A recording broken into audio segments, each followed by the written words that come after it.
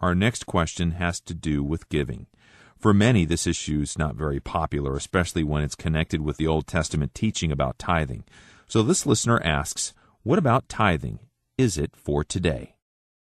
Now, I would like to say that under grace today, that we are on a different basis altogether. Paul told the Corinthians, you'll recall in the 16th chapter, when he was going to come to visit them, he says, now concerning the collection for the saints, as I've given order to the churches of Galatia, even so do ye. Upon the first day of the week, let every one of you lay by him in store, as God hath prospered him, that there be no gatherings when I come.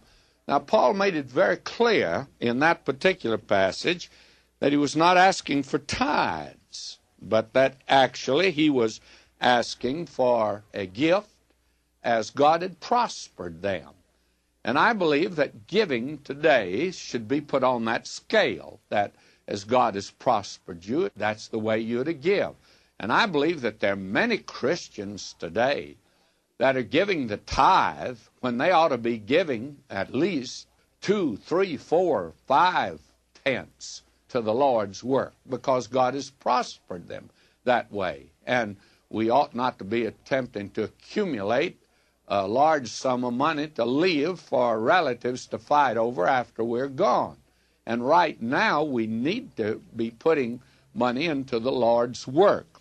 But the important thing is this matter of the principle of giving, the basis of it. Now, I have received any number of letters, and so many of them use the argument that if the church would tithe today, why, we'd be able to carry out all the mission program, and we'd be able to take care of all the radio programs and all that sort of thing. And I grant you that's true. But that's not the motive for giving to the Lord at all. The motive is altogether different today under grace.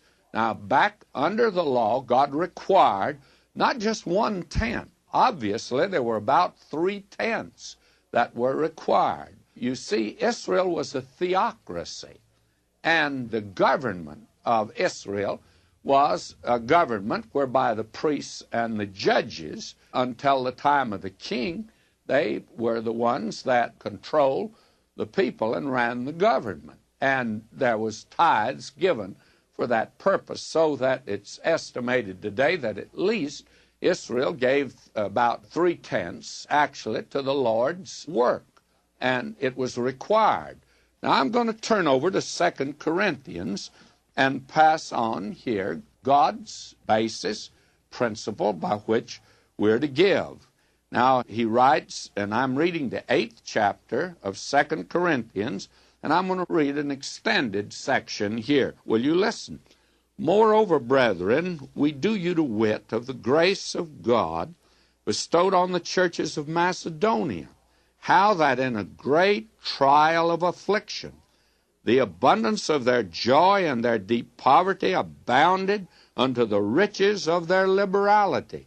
For to their power I bear record, yea, and beyond their power they were willing of themselves, praying us with much entreaty that we would receive the gift and take upon us the fellowship of the ministering to the saints. And this they did, not as we hoped, but first gave their own selves to the Lord and unto us by the will of God. Now, let me make this statement, that today it's so much easier and nicer to say, give a tenth to the Lord's work. And these cults that enforce that, they're doing well financially. I grant you that. But is that the way that we're to give? Notice how the Macedonians gave, and Paul cites them to the Corinthians as an example. They first gave themselves to the Lord. Now, the Lord wants you before he wants what you give. I wish I could get that over to people today. We have folk, actually, that tell us this, that, well, my ministry is giving. And they say, I don't feel that I should do anything else. They don't witness. Their lives are not cleaned up, by the way. Their language is not cleaned up. and they continue living just as they did before, and they say, well, I'm giving to the Lord's work, and this is my ministry. Now, may I say to you, the Lord doesn't want what you've got. He wants you. And until he gets you, I don't think that he wants anything from you. And I don't think you can give him anything. Now, you can give us something, and we'll appreciate it. I'll be very frank with you. But we're talking now from the Lord's viewpoint. The Lord wants you, and he wants your hand before he wants the work of your hand. He wants your heart before he wants the giving of your heart. He wants you. And when he gets you, then I don't think he'd have any problem of getting something from you.